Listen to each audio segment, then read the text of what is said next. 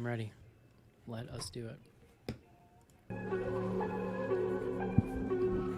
John's here. Feeling good. I had a good day today, which is fortunate for this movie. Nice. John, video backgrounds are now supported in the studio. What does that mean? Like you could make a video of you bringing yourself a drink or something. Okay. Cool.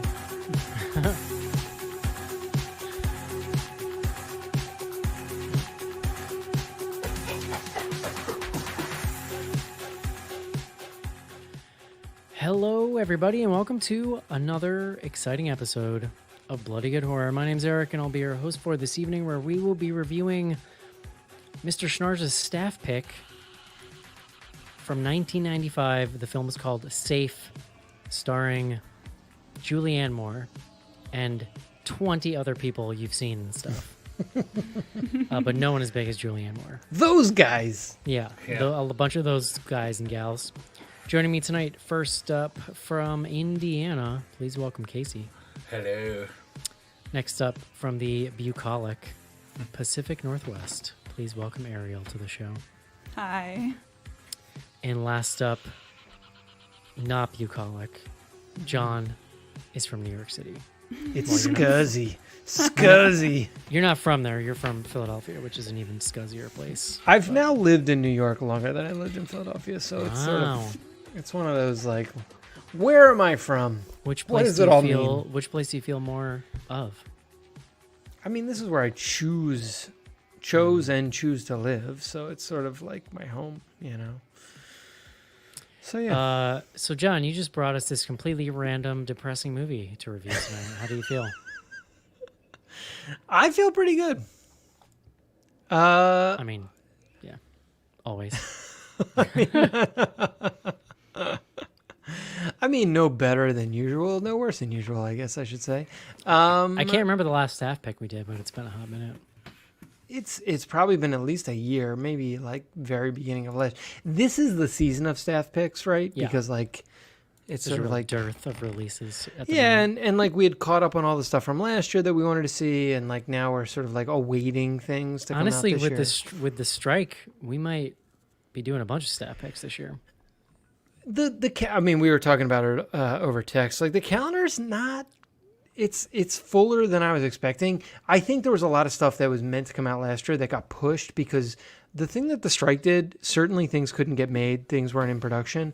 But the other thing is they didn't have stars to promote things, and so things that they felt like needed stars got pushed till when they could get right. proper promotion. And so we're seeing some of that. So maybe too. maybe there will be stuff. Yeah. Well, let's dig into this fine motion picture, John. Let's take a quick break and review a Safe. This is it, Jennifer. Your big break in TV. From the prime time. Main feature.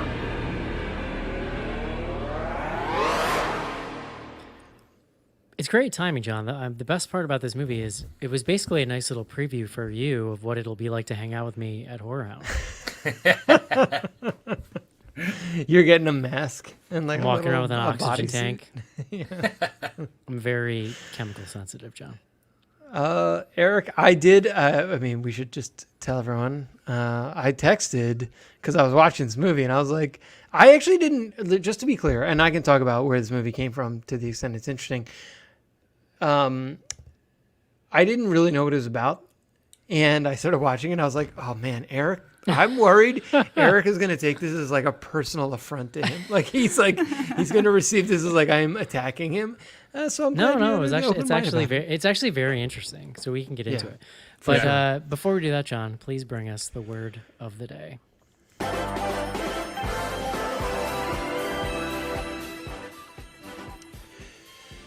Eric, today's word is bulwark.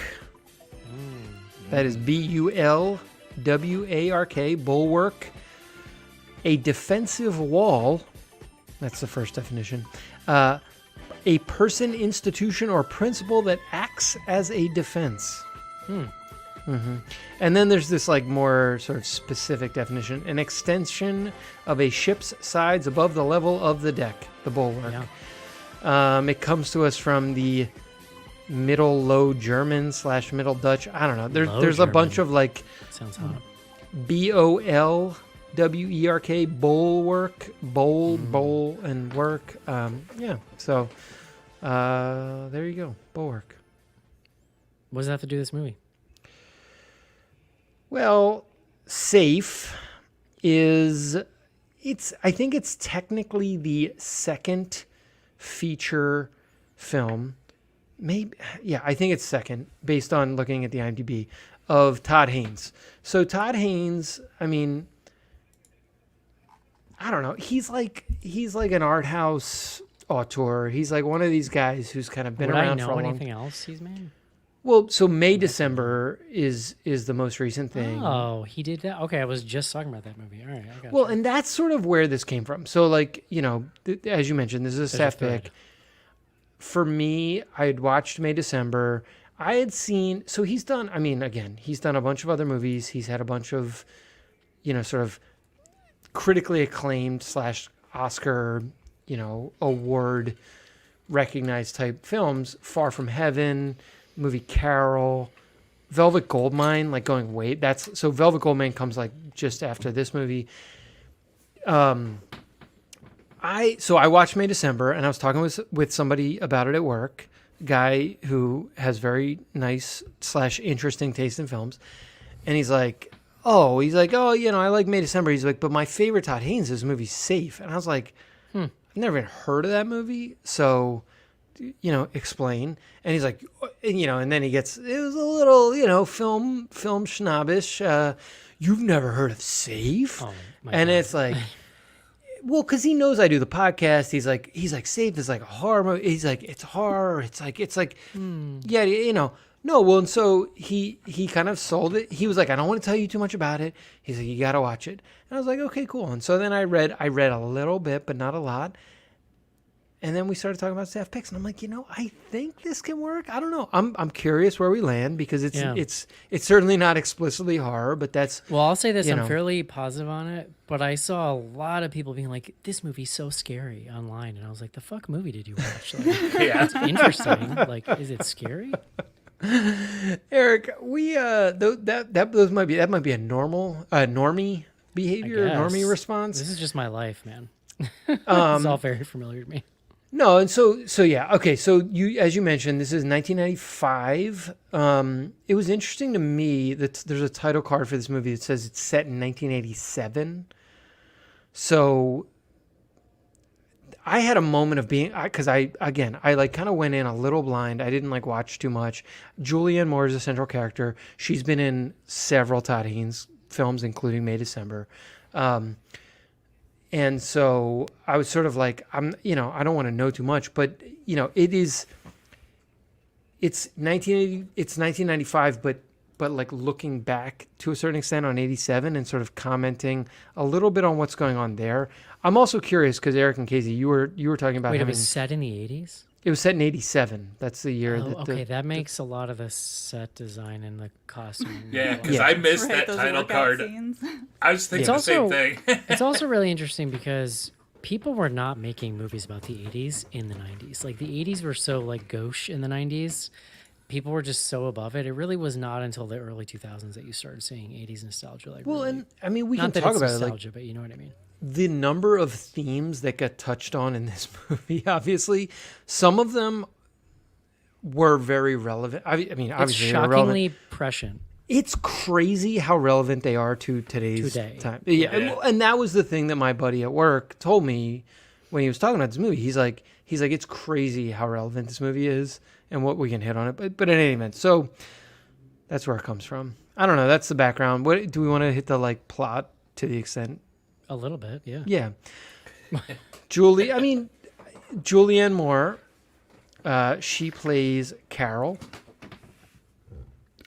She is married to Greg. She is Greg's second wife, which is like, it sort of becomes relevant, but it's not like sort of hammered in any specific way. Greg is sort of like rando Southern California, like wealthy.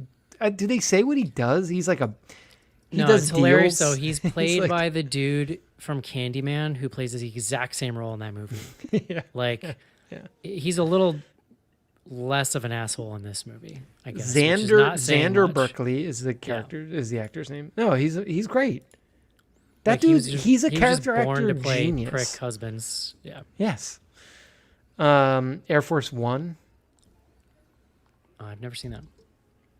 Isn't that? Wait, is it? Yeah, Air Force One with Air Harrison Force One Ford. is Harrison Ford. Yeah. Yeah. Great movie. So they are married. Carol she's a housewife. She's like a stay-at-home wife. They have one son who is from Greg's previous relationship. He's like 10. But Carol is just sort of like she's doing jazzercise or aerial. Is that, I don't know, I think that's like you mentioned the workout scenes. I think from what I remember of the late 80s, that was like sort of what jazzercise was. Yeah, it kind of seems like it. I feel like Matilda probably the best one to answer that question because she loves that kind of stuff. The outfits were yeah, but I impeccable. instantly was like knew exactly what year it was because it made me think of that Jamie Lee Curtis John Travolta workout movie. Do you remember Yes. I can't remember what that one's called, but I swear it's like identical scenes.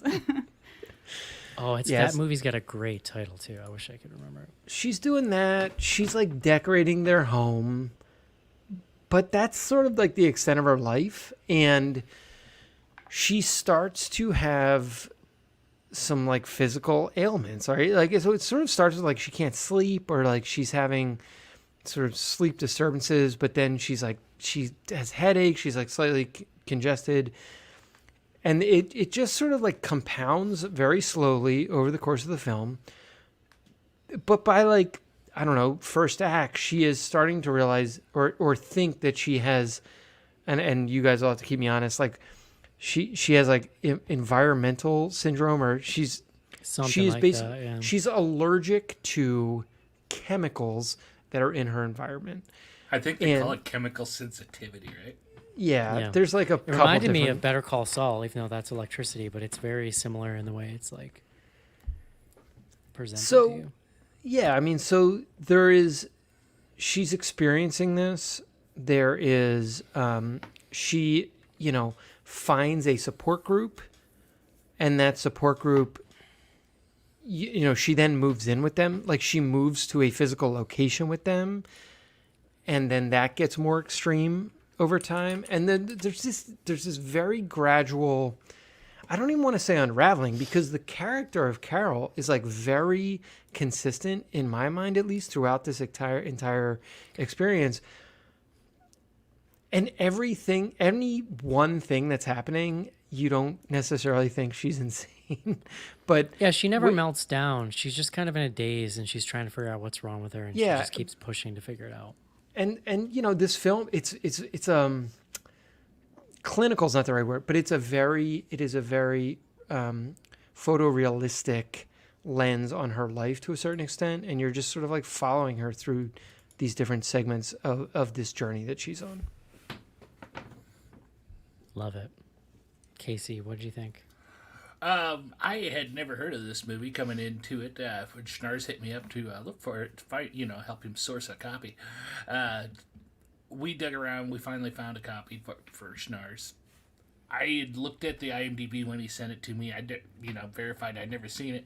Saw it was Julianne Moore. Didn't really read much more about it. So going into this, at first I was wondering what we're getting into, because this movie starts out, it's a very sleepy pace to kind of put, highlight what they were saying about, the slow, the kind of the way that they look at her life, and they set that pace from the very beginning, and it sticks throughout the entire movie. So, because I know I complain about pacing a lot.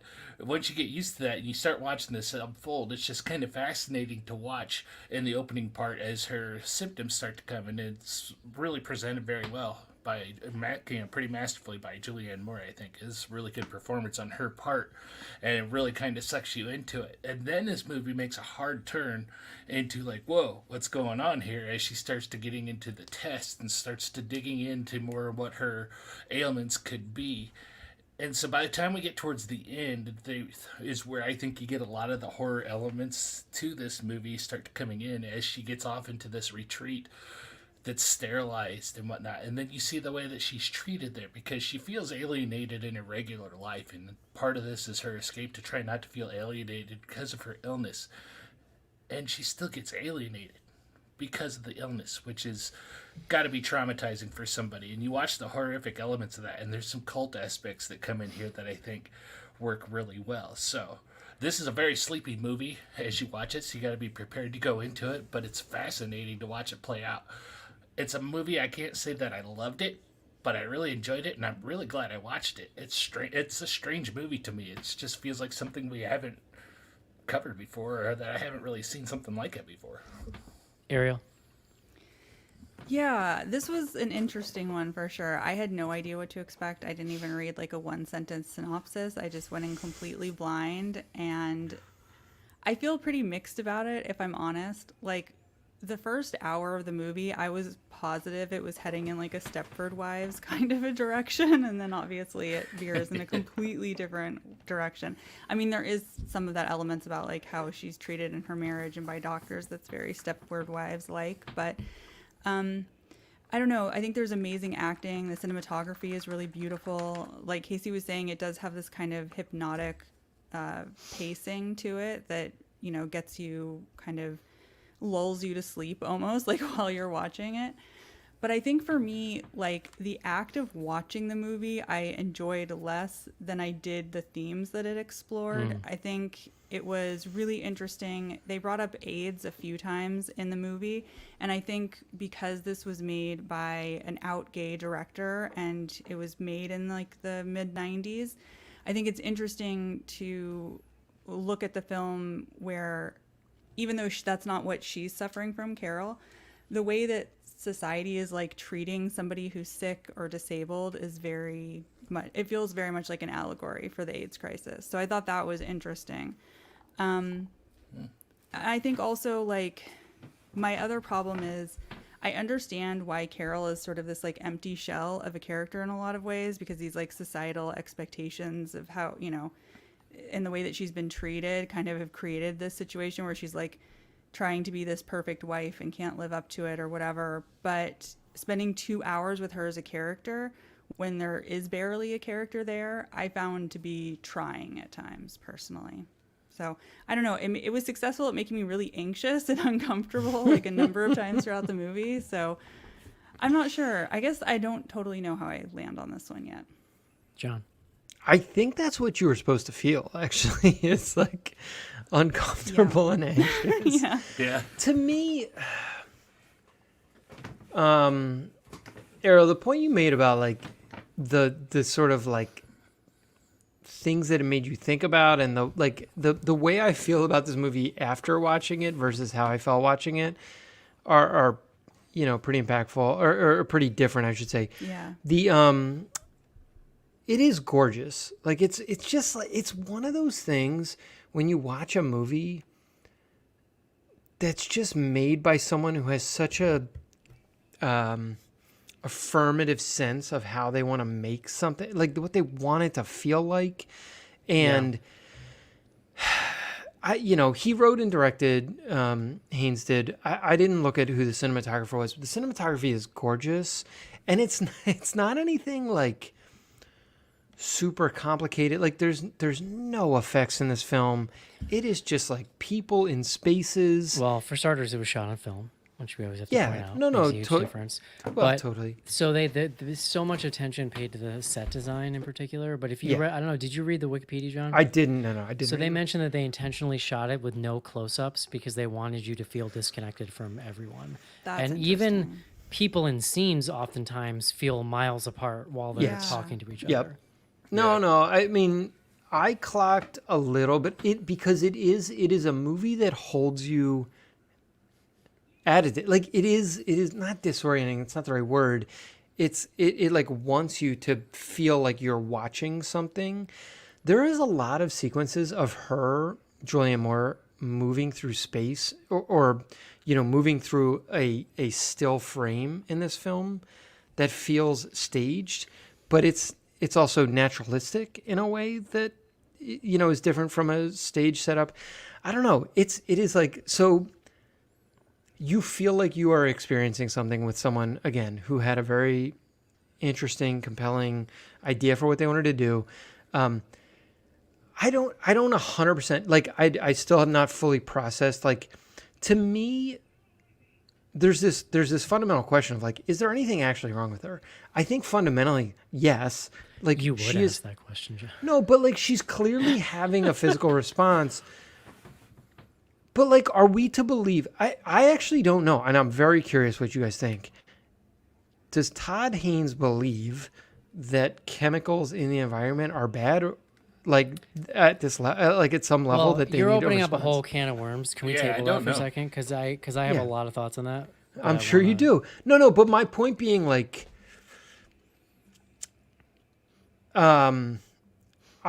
it almost doesn't matter, right? Like, he is exploring the drama of it, and he is treating seriously Carol's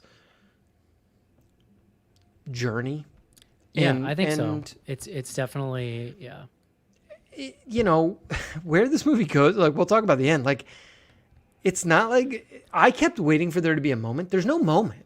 I There's also just- think it's a Rorschach test in some ways. Like Yeah. your reaction to what you're seeing. Sure. I think is going to be because it's this kind of medical stuff is so personal. Yeah.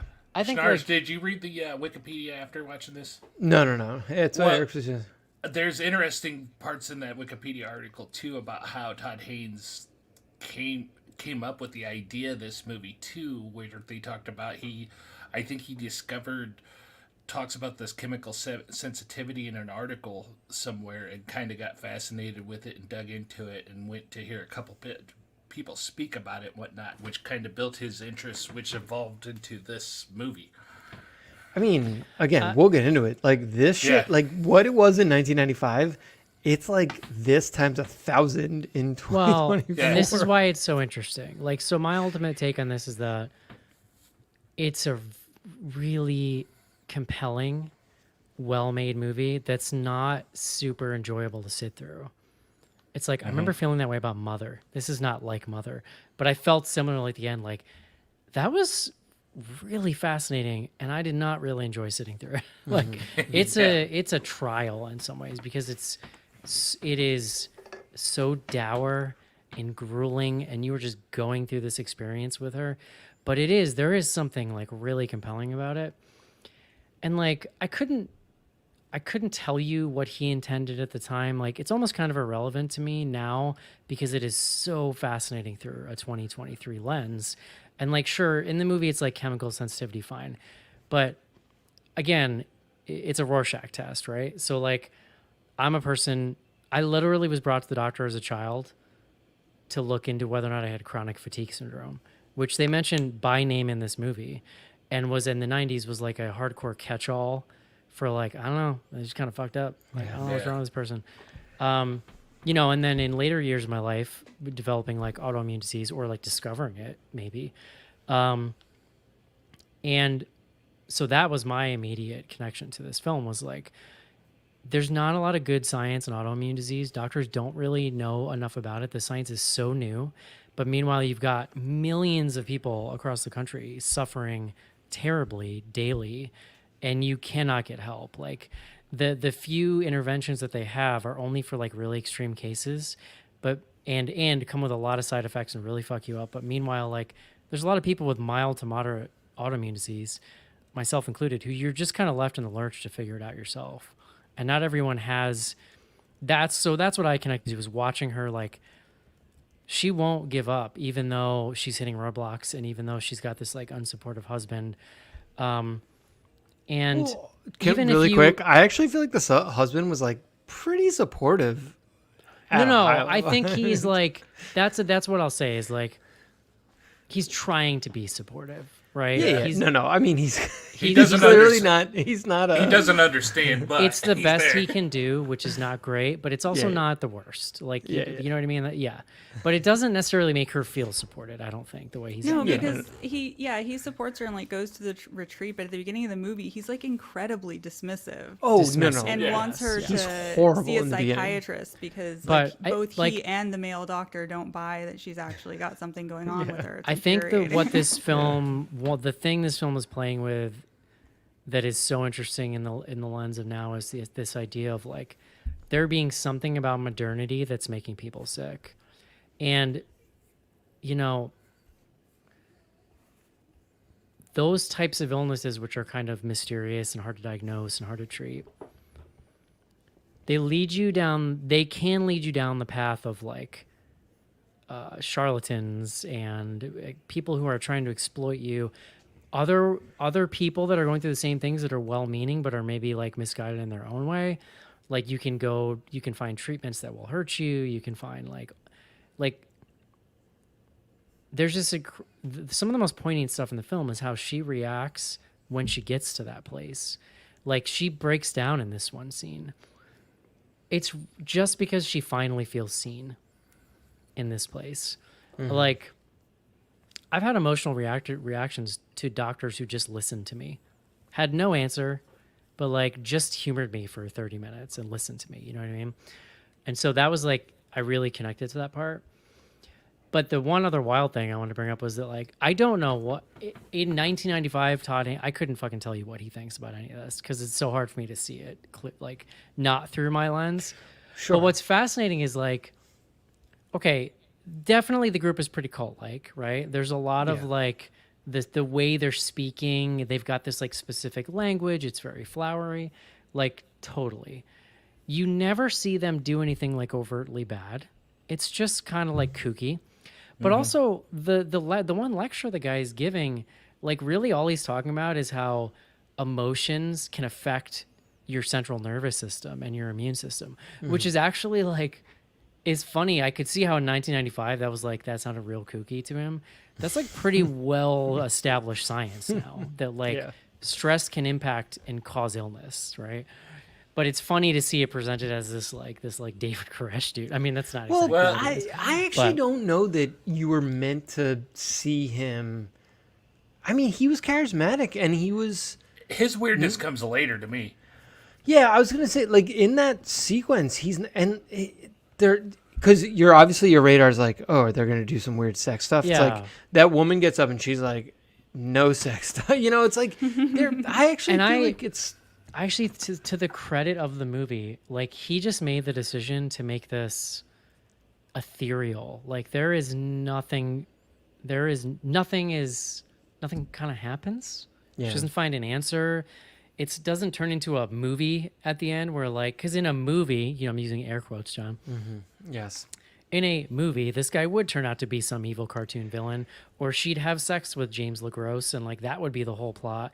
But it's so, I think you use the word naturalistic in the way it was shot, but the plotting is that way too. It's not, it doesn't have a Yeah. manipulated Hollywood plot where like very crazy things happen at page 60 in the script, and here's the turn of the first act. Like it's weirdly kind of realistic in a way that leaves you disappointed because reality is disappointing. Right. Yeah, But like with him, it's very subtle. But like what really kind of turned it over to feeling cultish is like you said, that first speech where we first see him and he's giving that seminar, and it's, you know, he's making some sense and he doesn't sound like he's too far. He's, you know, way out in left field. It's like the next time you see him, a time later, he comes together with the group and starts talking about how he stopped reading the newspaper and stuff to not convince it, so that his immune system wouldn't believe it, because that feels like the cult leader mentality of cutting them off from the outside world, right? You're right. That sequence, that is a little more cult. Like, that's the one. And honestly, though, but that was the one that connected with me. I mean, you all know, like, I don't use social media. I was like, Yeah. yeah, sounds great. Yeah. Like, definitely you should not be allowing all this shit into your, infosphere. And that then you there don't is that need. moment of like, the ending is wild because it just ends. But that last scene where they're slow zooming out and she's in that sad brutalist little hut. Igloo. Well, and, it's not like, it's not necessarily brutal. but It's like moderate. It's so yeah. sparse and like she's by herself, but she looks kind of happy in this creepy way. But like It's brutal. she's so isolated. It's it's kind of a heartbreaking. brilliant shot, even though it It's ends and still you're no like, answers. that's where it ends. But like I love that ending shot. It's so Yeah, interesting. It's interesting what you guys are saying about the cult leader too, because I get where you're coming from, Eric, saying that like emotions really do have an impact on your health, and he's totally not wrong about that. But later in the film, he really talks about how like disease is your own fault. That You know, right. and that That's where if I'm saying like you're- he uses like very manipulative cult speak.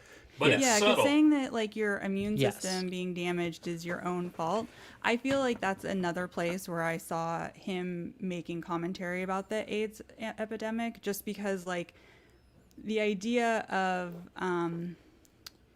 where like the culture, the society is like blaming you individually for your health as though it's like a moral failing instead Right, of right. like a failing of society to be empathetic and like deal with, you know, illnesses or disability.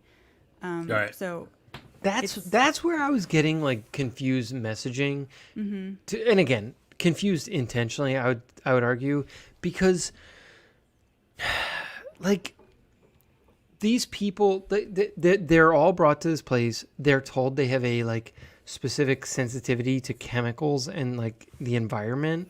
But then he starts to twist it a little bit. And maybe this is like the cult leader trick of like, you're not getting better, even though you're at this place that I told you you're going to get better. And it's because of now it's like your choices. It's like That's very that kind of flipping around of the responsibility of bad. Yeah. Yeah, that's very like cult and leadery. I mean, Arrow, like I mean, again, like to the extent some of this stuff is commentary on AIDS, like I buy it, and I know like that's where Haynes same. comes from to I'm a certain mostly extent. talking about it just through the modern, like looking back on it. Why? It's so Yeah, well, and interesting to me. I guess I was responding, and I'm mostly just trying to analyze it through the lens of the text of the film for what it's worth. We should And- say and, too, you know, so the guy who plays the leader of this group is Frank from Succession, yeah, who Yeah. incredible actor. This is now the second thing I've ever seen him in. Has the same exact haircut in 1995, just not gray, that he has in Succession in 2020. he how did looks. he not lose any more hair? I don't know. He That's looks what I like, was gonna like say, he it's had that crazy. same bald like skull thing Yeah. going on in Yeah. 1995, Yeah. just brown. His name's Peter Friedman. He's apparently in some big Broadway hit right now. Like I guess he's like pretty well respected actor. Oh He's well, really- look, he's good. I live near Broadway. Maybe I should go check him out. Well, No, he's la-di-da, great. I mean, John. come on. No, I'm just saying. Like, if he's on Broadway, I should go. You know what's funny about big Julianne fan. Moore's acting in this movie? So if you read the Wikipedia, it says that she had like a very specific idea of who this character was and how to play her, like kind of physical presence. But when you first, it's so stilting, the performance, like stilted. You're like, oh my God, do I have to like sit with this for so long? But then I'm like, you know what it is? So she was in Boogie Nights, what, like 3 years after this? Yeah. It is this entire film. She is acting it in the bad acting the bad porno acting that she does in Boogie Nights. Like when she's pretending to do bad acting in that movie. That's what this whole for an hour and a half is. Well, I didn't have a chance to check. Like, where does this come in? Did she have a big movie before this? I guess she was in. Yeah, she was in. I mean, Bangs I and didn't know Body she of was Evidence. in 1995. I mean, she was in the Fugitive in 1993. That's a film. Shortcuts. She had done some stuff, but like she wasn't a name. The way obviously she is now, and she obviously hadn't been like Academy Award nominated multiple times. But when this movie gets made, she's early in her career for sure. Like in the context of who she is today. She went on to do. She's done. I should have this more easily at hand. She's done at least 3 or 4 more movies with Todd Haynes. Yeah. Again, they're just. That's super interesting to have a creative relationship with somebody over the course of Yeah. almost I mean- 30 years now. Yeah, What- Far From Heaven's the one I've seen. I haven't seen Carol. It's sort of been on my list for a long time. And then May December, obviously. The fact that So- she's done like 4 movies with Todd Haynes now is interesting in the window of reading the Wikipedia, the article Eric was talking about on like how she presented this. That same article mentions that he had originally had planned for the lady that played Linda to be the main character in this movie, and then it kind of read like Julianne Moore's agent came and pitched her to Todd Haynes and say, hey, you should give her a shot, just check it out. And she showed up and kind of did the method that like Eric was mentioning, and then convinced him that she needed to be the role. So it's interesting it stemmed from that to they've done 4 or 5 movies together now. Yeah, there was something very specific in the Wikipedia that was fascinating, that this thought she had about the way this woman would speak. It had to do with the way she controlled her larynx, I think it said. Yeah, that With not putting pressure on it when she talked, which gave her kind of that you'd breathy... barely hear her speaking. Yeah. Right. Oh, that's interesting. Huh.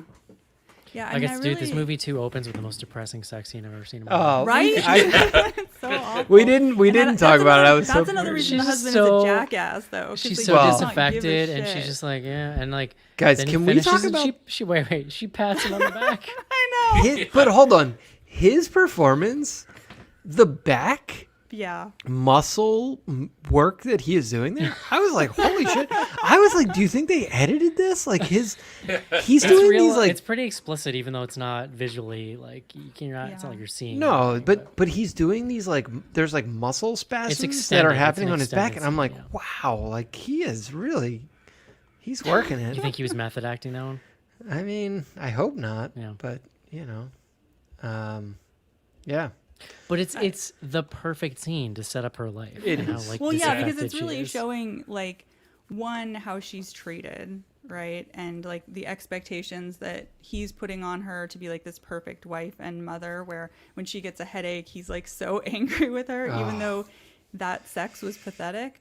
And, like, of course, she doesn't want anything to do with it. Or when she doesn't laugh at his friend's dumb joke at dinner, and then he basically, like, silently scolds her for it. That and she has scene to keep reminded me of apologizing.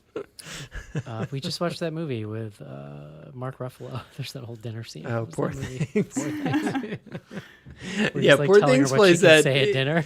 Poor things the plays same that a little scene, more, but like more- it's played to like the broad. absurd degree. Yeah. Sure. Yeah. But- No, it's fair. Yeah, I like mean, that think birth- it's- Sorry, go ahead. Oh, I didn't mean to cut you off. I was going to say, I like that birthday party scene as well, because I could see where you definitely got the Stepford Wives vibe Yeah. from that whole scene, because that was Oh. the other wives' reactions to Julianne Moore's character was Right, just or like, even, oh, like, The Even set at design lunch. on the house Yeah. and like very just Stepford her Wives. dealing with the couch thing and like, oh my god. Well, because they do a good Eric. job of showing just like how empty her life is, how Yes. controlled everything is, and that she literally has like no sense of self. Even when she goes to the restaurant to have lunch with her friend, like she doesn't know what the fuck to order, so she just orders what her friend ordered. Her friend's like, do the Jesus fruit, Christ. whatever. Well, and she cites that. I was happy, fruit John, to hear diet. this doctor in the 80s say you need protein. Well, made me she happy. cites that fruit diet. You need a protein load. She cites that fruit diet as like the start of her, Yeah. thing. Couple things. Eric, the sofa delivery guy. I thought you were going to be very excited. Hank from Breaking Bad. Dean Norris. Another dude, Crazy. same hairline in 1990. yeah. Yeah, what? Like What is happening? he looks exactly the same. It's so does. incredible. I follow Um, Dean Norris on Twitter. He is a out there dude. He's really funny. He Yeah. posted a selfie. This was like a couple days ago. He must have been in a cemetery, and there's a headstone that just says "whore" on it in capital letters, and he took a picture in front of it and posted it with no context whatsoever. That's some AI nonsense or something. It was real. His favorite role of mine is Uncle Daddy on Claws with Niecy Nash. He's freaking hilarious. Oh, I hadn't seen. All right. No, I like there was a couple of references or sort of like more modern references that I feel like you get from that I don't know, whatever the commune, the not quite Not quite. cult that she goes to. The one that I thought about I don't know, have you guys watched Fargo, the new season of Fargo? No, not yet. I haven't started that one. The most it's a good season. It's not great. It's good. But there is an incredible episode that basically follows a lot of that same setup where the main character arrives at this like sort of like almost like a fantasy camp sort of thing. I don't know. I just feel like that is a dynamic or a mechanic that gets used narratively, and sometimes it works, sometimes it doesn't. Here, it's like I almost think he knows it's a mechanic, and he's playing against type. It like keeps getting worse and worse. I mean, we talked about the cult leader getting more culty, but also her going from this sort of regular cabin, and then she's complaining a little bit. It's like a little too close to the. Yeah, the cabin's a little too close to the road. She noticed there was a road nearby, and it's like, that scene cracked me up. And then it's like, oh no, I actually need to go into this fucking, geodesic dome situation. A couple other actors who showed up here, John. Mm-hmm. Casey pointed this one out. So when she first goes to the first group, not when she travels out there, but when she goes to the meeting, the woman who's running it is dating Dwight in the dinner party episode of The Office. She's like the older woman who's like used to be his babysitter. His nanny girlfriend. His nanny date. Deep cut. And Crazy Joe Davola from Seinfeld is the first doctor that she goes to. I mean, I remember Crazy Joe. He's the like GP. obsessed with Elaine. The first doctor who does all the blood tests. But like the The allergy GP that she goes to is like the super old guy that she's with. That like that guy. So maybe the second doctor. It's the one where she's getting all the crazy blood tests, and he's like, "Oh, I'm checking your globulins or whatever." Globulin. I don't know. Yeah, no, that sounds right. I love the guy that they got to play the sort of like old like the sort of out of He's touch just so doctor. exacerbated at some point. Like he's trying, but he's like, I can't find anything wrong with you. No, but that's to me that's like a perfect encapsulation of like the medical industry of just like yeah, we did what we can. We looked at you. Yeah, you seem good. You're good. It's all in your head. Yeah. And then he hands the psychiatrist's phone number to her husband. That was yeah. I was gonna say like they don't even he doesn't make him comically villainous. He's not dismissive of her. He's not saying you're not experiencing pain, like nut up basically. But he does the sequence where he gives the card to the husband that's like the one where you're like, ooh. I once had a rheumatologist straight face say to me, "Are you sure you aren't just depressed?" Mm-hmm. And I was like, I mean, that's not but that's not the Were fucking you point, sure bro. you were just depressed? It's crazy out there. The one thing I did deeply relate to is she gets to that place and the guy's like, yeah, traveling is like the most draining thing. And I was like, yes. Yeah, it is. Thank you. How about the people wearing N95s? I mean, this movie made me think a lot about COVID, especially as she becomes more and more isolated. Like I'm a caretaker, so I've been basically in lockdown for 4 years almost. Like I wear masks everywhere I go. I can't see very many people or go many places, and I really felt like this movie was prescient. Yeah. No, it was. I mean, that's what's so interesting about it is like I'm sure it had its whatever its meaning was at the time. Yeah. And now through the lens now, it's like. It's almost more interesting because it's like, oh shit.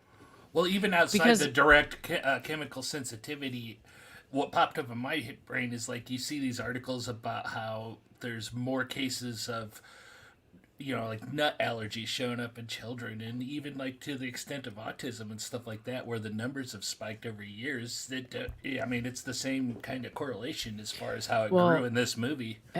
And here's the other thing, like. The internet existed in 1995 in some form, but not like it is today. Barely. Essentially, what she's doing is she can't get an answer, and so she goes out to like the fringes of science to find something to help her. Well, like you can do that from your phone now while you're taking a dump or something. Like you could go find, and that's what happens is you find these. Do you have to take a dump or like? Can you just... But like this process that she goes through, where she ends up in this group that may or may not be exploitative. We actually don't even find out in the movie. Like that could happen in an instant now. Whereas like she had to really yeah. go through a journey to find it here. Well, it was could- a there's- flyer there's- at the gym. There's It literally 50 started of those, at a bulletin board. There's 50 of those right now you could find from a brief Google search. Yeah. And some of them darker, like Yeah. Well, it's crazy. no different than joining finding a Facebook group for an issue you're having, and then starting Well, to talk to people, and then right. starting to And, get curious and and digging out from meanwhile, there. even more disease that cannot be diagnosed or fixed, right? Yeah. It's just like the reality presented in this movie is like it's exponentially more everything in this now. Like Yeah. Yeah, it just feels like it's gotten more extreme. it's just it's since a then. fascinating movie. Well, it's terrible. I hate to give you credit, John, but this was a good pick. No, well, hey, shout out to my buddy Brian at work. So, yeah. Does he listen? I told him we were covering it. He was very excited, and he said he's going to listen. So, All right. here Hey, we Brian, are. what's going on? John doesn't even listen to the show, so welcome. Sure don't. All right. Would you recommend this movie, Casey? Yes, I would. Ariel? Yeah, I would. Just don't expect to have fun. That's a good Mars. caveat. I'm going to, yes. I'm also going to say yes in the style of Ariel. Yeah, you got to be ready for an ordeal. Yeah. It's pretty fascinating. It's a journey. All right. Let's take a quick break and do some fan mail.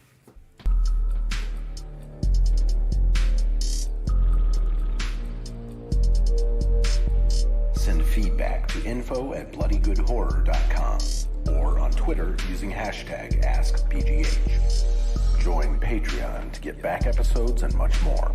Patreon.com/bloodygoodhorror.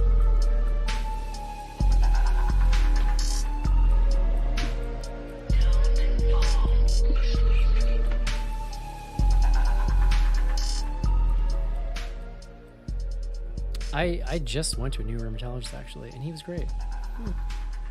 He even offered to shoot me up in my shoulder with my shoulder pain. I was like, bring it on, brother. Let's do it. I'm so All funny when your rheumatisms.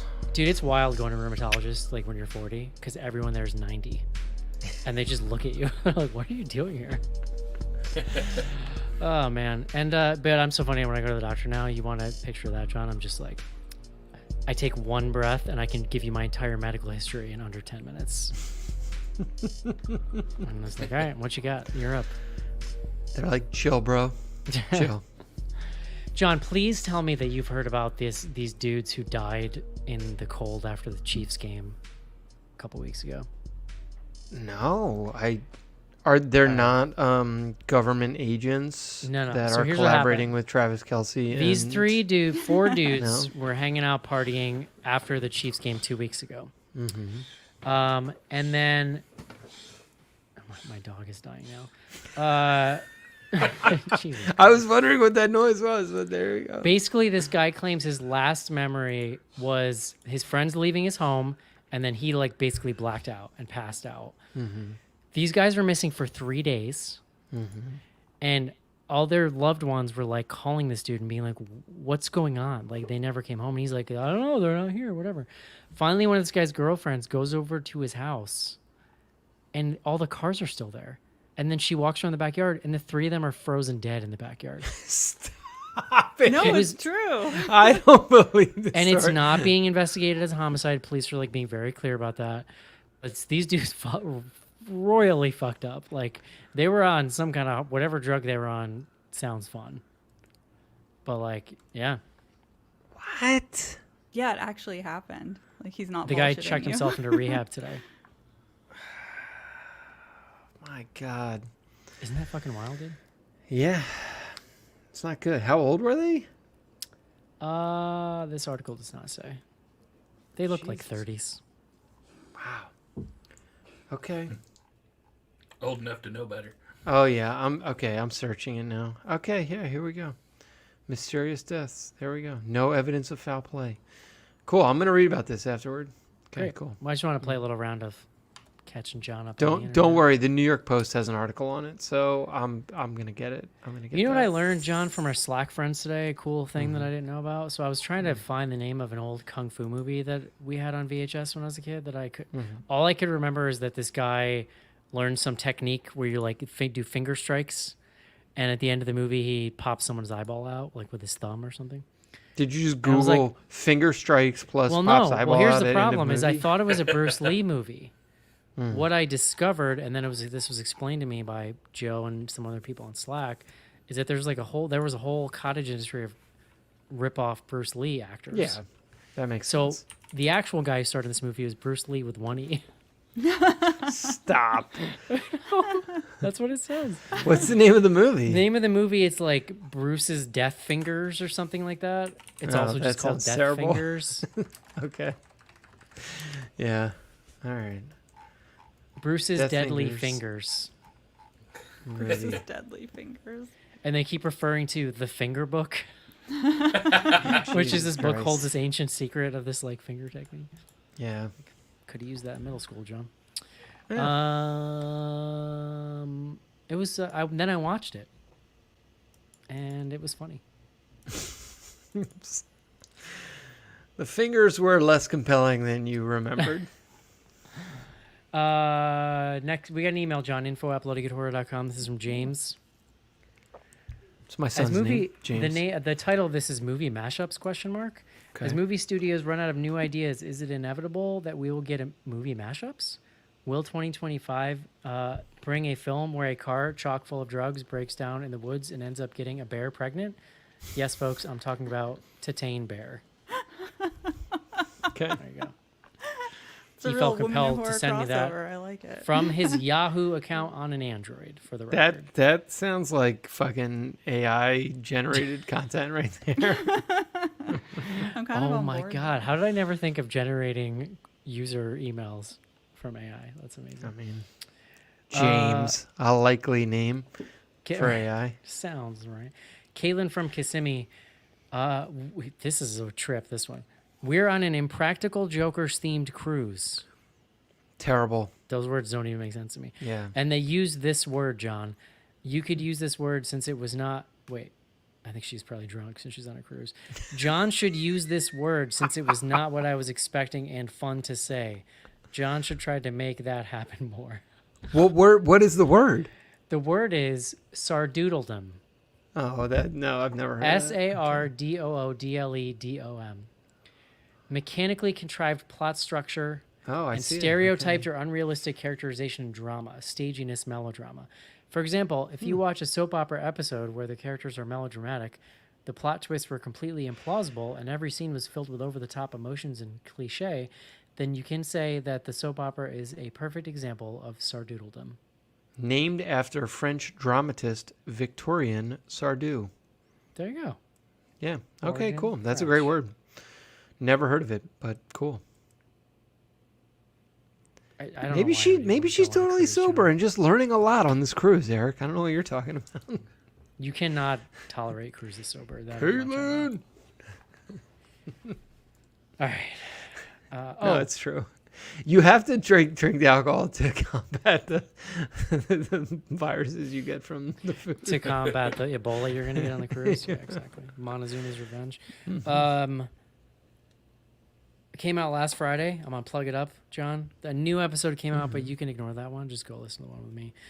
Where we review May. 2002's May. Nice. And on Friday, John, I'm going to be on Joe Charnew's This Is His podcast. Phew. Who? I don't remember. Yeah, I don't recall. He has a show called Small Town Failing, I think is the name of it, right? Yep. Yep. Where he reviews like Hallmarky type movies. So we're reviewing a movie. I'd have to look at it. It's a Valentine's Day Bake Off is our main event in the movie here, and it's directed by the guy who directed The Gate, Oh, random. a famous film in BGH I was history. wondering how he was going to select a movie for you, and Timur that's a good Becca, reason. whatever That's a that good guy. one. Very nice. Yeah. I'll Okay. be I do- don't remember this I'm guy's going to be name. doing some guest spots myself here soon. I'm going to be joining Ariel, our friend Ariel here, and Rachel on the More Deadly podcast to talk about Blood Diner by Jackie Kong. Oh, you did. we're pretty You went excited with about Blood that. Diner. Okay. Yeah. Tibor Takacs is the name of the director. Okay. Obviously, yeah, makes sense. Love it. Ariel, where can people find you when you're not here? Yeah, you can follow me anywhere you get your podcasts. Zombie Girls, spelled GRRLZ, or just More Deadly Podcast. You can get us that way too. And we're at ZG Podcasts on like Twitter, Instagram, Threads. And yeah, we have some exciting episodes coming up. Casey is going to be on to talk about Blood Diner, like you said. But our next episode is going to be on The Velvet Vampire, which is like a really interesting 70s exploitation film directed by a woman. And next week we have a couple of really cool interviews coming out too. Nice. John or Casey, what's on Threads? We got a couple threads over here. First up, we have the Well Adjusted Podcast in celebration of January Giallo. What's your favorite Giallo film? Did I pronounce that right? Yeah. That's pretty good. Man. January Giallo. Come on. If we're talking straight Giallo, because I love like Inferno, but I don't know that qualifies. Just because it's Argento doesn't necessarily make it Giallo. I love Tenebrae. Because I'll be honest, like a lot of them are kind of shitty. Like it's like kung fu movies. Like you have to love the art, that specific art form, to really like a lot of those movies. I feel like, but Tenebrae is fantastic. Yeah. Yeah. I will be honest. I'll be honest and say I don't have the background to really name a favorite. Like I do enjoy Tenebrae. I'm more fascinated. I've been keeping a little list of things that show up that sound interesting that our friend Joe Ferry likes to throw out on Slack, because that man is very into Giallo, and so I look for the weird nuggets that he throws out that look interesting and add them to my list. I haven't got to them yet, but they're coming. I just Googled 10 best Neo Giallo. Like a lot of the older stuff just does not work for me. It's a little rough someday. Yeah. Malignant. That's right. Which I did not love when we reviewed it. Or I should say I loved watching it, but had some concerns as we were reviewing. It's imperfect, but it's so bonkers. It's a lot It's of fun. so fucking crazy. And like I think back on it very positively. The other movie they reference in one of these articles is the movie Piercing, which I loved. It has the guy from Game of Thrones. And then the woman who's also been in a bunch of stuff, whose name I'm going to forget. This is great.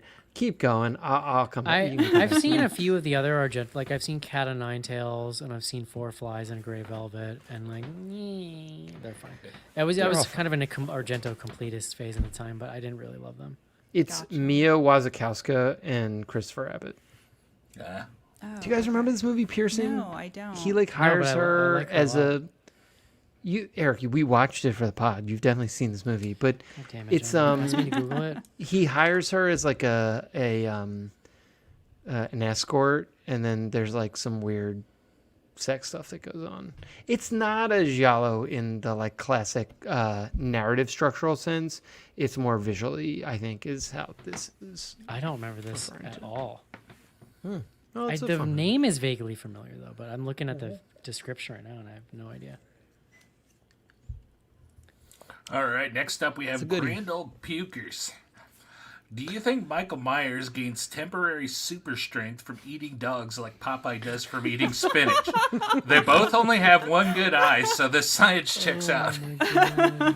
He is always eating a dog. Yeah. That's true. That's really funny because he Maybe. does it in the first one, and then in Halloween 4, which is really where they like his kind of comeback, he totally eats another dog, and it's like, is this just what this dude does? There's food in the house, by the way. There's a kitchen right there. Yeah. Yeah, but the food in the kitchen doesn't give you powers. You know? Right. Right. It's He that. needs Well, to power that up. Yeah, supports this theory. Ham's not as powerful as dog, apparently. Yeah. Right. Yet Poor in dog. Halloween 2, he leaves that giant, disgusting gelatinous block of ham Yep. alone. All right, next up, Popcorn Designs. What's something you miss from the 90s aside from Pogs, obviously? So Man. my wife just showed me a thing. Apparently, there's like, I don't know. She found it on Instagram. It was like Pog set for kids. I'm like, who? In what universe do we need Pogs to come back? That is like the last goddamn. I know. Here's what they appeal to, and I think I could totally picture my kids getting into this, but just that desire to collect when you're a Yeah, kid. we collected Yeah. it when I was a That's kid. what it for was about. sure. I don't Yeah. think I literally ever actually played Pogs once. No, but they I had like loved books buying with those the little stupid things. sleeves, you know, and you could Yeah, like put your it was Pog all about in. No, collecting.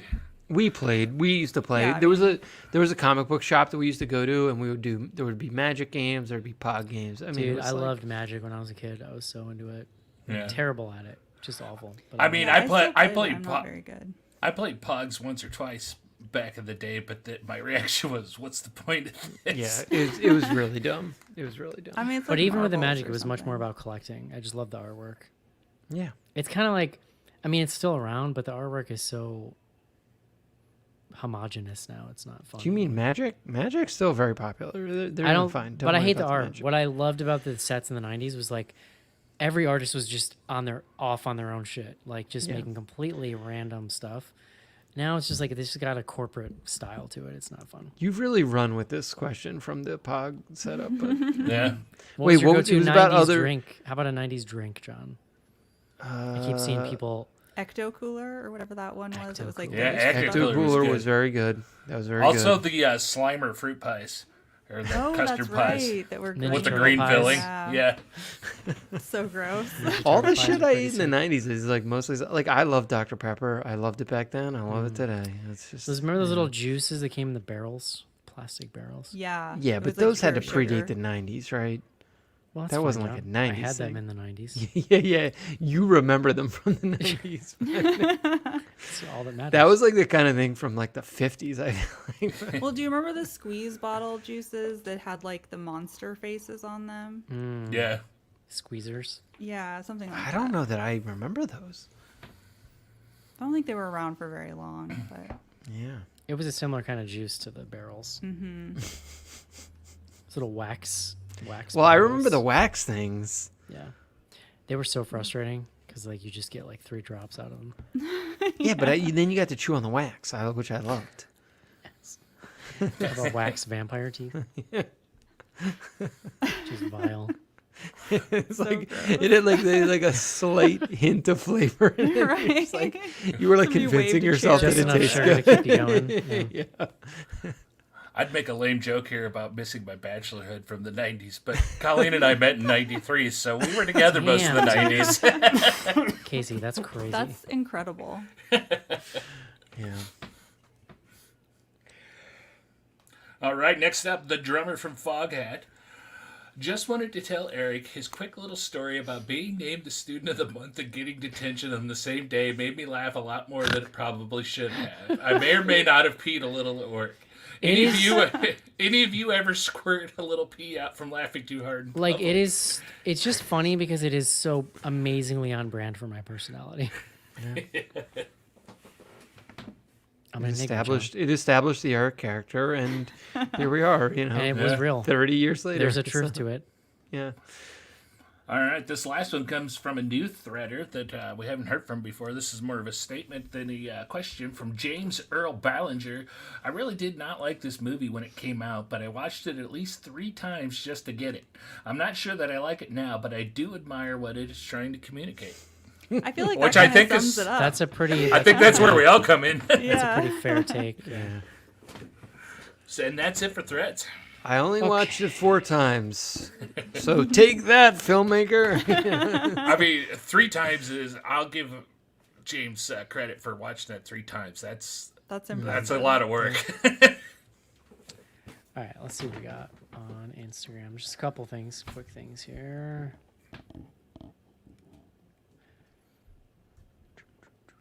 Is there a character more annoying than Julianne Moore in Magnolia? I've never seen Magnolia. Neither have I. Magnolia is incredible. I love that movie, but I haven't watched it in a long time. I'm Yeah. trying to remember which, like, God. I haven't seen that since it first came out either. I mostly just remember what's his name? Tom Cruise, who's incredible in that movie. And then Philip Seymour Hoffman's obviously great. I don't know. That it's really good. I'd have to watch it again before I can comment on Julianne Moore's annoyingness or not. All right. We got 3 really good ones here to round us out. First up from Paulie. What's a habit of yours that is definitely not safe, but you don't care and do it anyways? I annihilate my cuticles and Yeah. occasionally my fingernails. Although I've like kind of stopped, Really? but I don't bite my fingernails. It's a sign of I anxiety, just like John. I just pick them. Yeah, Eric. Obviously, do it that has to get too. sublimated somewhere. But I fucking destroy my cuticles. I did that when I was younger and then stopped. But I'm yeah. pretty bad about biting my That's not nails, really too. unsafe, though, John. No, I mean, but you get infections dude, really it is easily. Yeah. My fingers look terrible sometimes. So Yeah. I really don't have an answer for this. I think I've weeded all those things out, I mean, Too this old is for mine's pretty obvious. taking chances. yeah. taking down the hitter. Yeah. Nicotine. You know what I do is like if something is healthy for me, then I will immediately be like, well, then taking 100 times as much, 100 times as healthy. Like then we're in business. That's not how that works. I always have to get through that initial thought pattern before I can get to the regular one. Next up, Roger. How did saying safety after farting become so popular pre-internet?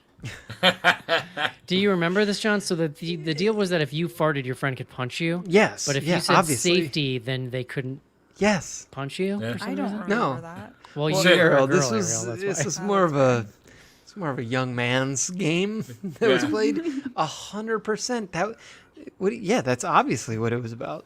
The slightly But his older point version. being, like, how is it that everyone knew that was I the thing know. to do? I think it got just passed down between how dudes at culture high works. school. Yeah. It's like that Marilyn Yeah. Manson rumor. I keep seeing The it slightly about older that. version, though, was called, in my era, it was called doorknob. Exact same concept. We Doorknob, had, we had yes. doorknob. You had to get to the doorknob before Yeah. they could stop punching you. Yes, it's just always about punching. Yeah. Yeah. It's just young male aggression. Alright, John's this- cuticles, it has to come out somewhere. It's got to go. Yeah, it's got to go somewhere. Last one tonight. This is Chris. This is for you, John. When things are hot and heavy, what's your safe word? No safe word. Just I like it. I like it. Mine is, oh, my heart. Oh man, I don't think that if I came up with a safe word, if you're in that position, I don't think I would remember it. Like you know, Well, that's not good. it's never been a conversation I've had, just to be clear. I just, you're not pushing the boundaries, John. You're not out there on the edges of experience, so you don't really need a safe word. It's okay, I John. choose we know to you watch. have a sex dungeon in your second home. You hide it away. Ariel, We all know that out dare of the to two of dream. us, we Dare all to know dream. that out of the two of us, that I'd be the one to solve the Hellraiser box and not you, Yeah, no, most likely. just to see. Yeah, look, I'm here for the pleasures, but also, it's the normal ones. It's fine. John, quote, I'm here for the pleasures. But the normal ones are fine. I like it. All right. Next week, speaking of pleasures, that was the incredible segue. Thank you, John. Next week, we're doing Saltburn. Oh my God, Eric, you still haven't I watched hear this, right? there's many pleasures in that movie. of all Oh my kinds. Lord, Whoa. Ariel, It's, have you seen it? Have you watched Saltburn?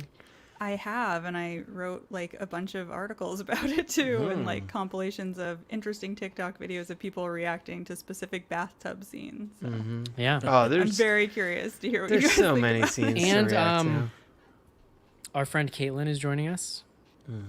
Very exciting. I believe the last time she was in the show. Sorry, I'm burping. Year ender 2022, maybe? Was that the year or was it 21? I think so. Yeah, it's possible. 22, maybe? I think it was 22. Yeah. So it's been at least a year. Yeah, I'll be excited. it's gonna be to see her. lit. It's gonna be lit. No idea what to expect. This was her. This She was her wanted choice. to do this movie and wanted to come on. So Oh my we're god, like, I I- love that. I watched it. I don't think I'm gonna rewatch it. She specifically Oh, wants to know which character I think is you. Me, Ooh. Yes, of course, you. Of the wealthy family. John. guys. I have a lot of thoughts about this movie. Actually, I'm excited to talk about it. So it'll Who be looks the interesting. most like a German aristocrat? Well, I think That's it's less like about everybody. who it looks. Yeah, it's I don't know. That's I hope it's the entire cast. sister. I hope you say the sister. Actually, that's what I'm hoping for. So, All right, that's it. Hope you enjoyed the show. We'll talk to you next week. See you. Bye. Bye-bye.